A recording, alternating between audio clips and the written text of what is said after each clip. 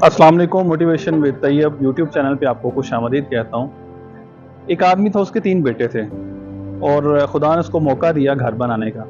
उसने जब अपना घर बनाया ना, तो उसने अपने घर के 3 पोर्शन बनाए, ताकि 3 बेटे हैं तो 3 पोर्शन होंगे, तीनों बेटे अलग अलग अपने अपने पोर्शन में रहेंगे।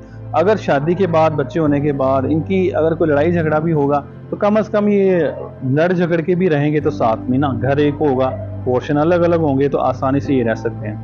वक्त गुजरता रहा और उनकी शादियां हो गई, उनके बच्चे हो गए और फिर रोज़ डांग सोटा होना शुरू हो गया। अब रोज़ाना डांग सोटा चलता था, रोज़ाना गाली गलौज होती थी और बाप को ये डर था कि खुदा न खासा इनमें से किसी को कोई ऐसी चोट ना लग जाए कि जिसकी वजह से बाद में फिर हमें पछतावा हो। तो बाप ने ये सोचा कि मैं ऐसा करता हूँ कि इस घर को बेचता हूँ और जो पैसे मिलेंगे उन पैसों को मैं इन तीनों में बराबर का तकसीम कर दूंगा। ये अलग अपने घर बना लेंगे, दूर दूर होंगे एक दूसरे से।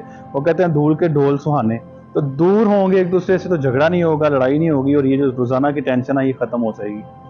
तो बाप ने क्या किया कि घर के ऊपर एक तख्ता लगा दिया जिसके ऊपर लिखा हुआ था ब्राई फ्रोख्त फॉर सेल।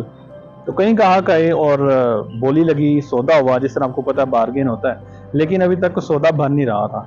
एक दिन एक आदमी आया, उसने आके जब मकान देखा तो उसने फौरन सौदा किया और जितने भी उन्होंने पैसे डिमांड किए उसने वो उस पर एग्री किया। और अगले दिन उन्होंने कहा जी आप आके हमें डॉक्यूमेंटेशन करें और मकान की जो रजिस्ट्री है ना वो हमारे नाम करें और कब्जा दे दें हमें।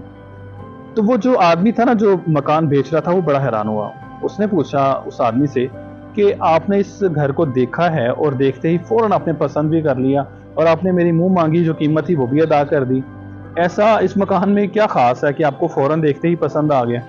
तो उस आदमी ने कहा कि बात यह है कि इस मकान को मैंने देखते ही इसलिए फ़ौरन पसंद कर लिया है कि मेरे 3 बेटे हैं और मैं ये सोचता हूँ कि ये 3 पोर्शन है मकान के, तो मेरे तीनों बेटे जब बड़े हो जाएंगे तो शादियों के बाद इकट्ठे रहेंगे, इनमें लड़ाई झगड़ा भी होगा तो फिर भी ये पोर्शन तो एक होगा, मकान एक होगा, तो ये साथ साथ रहेंगे। मेरी बात समझ से मैं क्या कहना चाह रहा हूँ?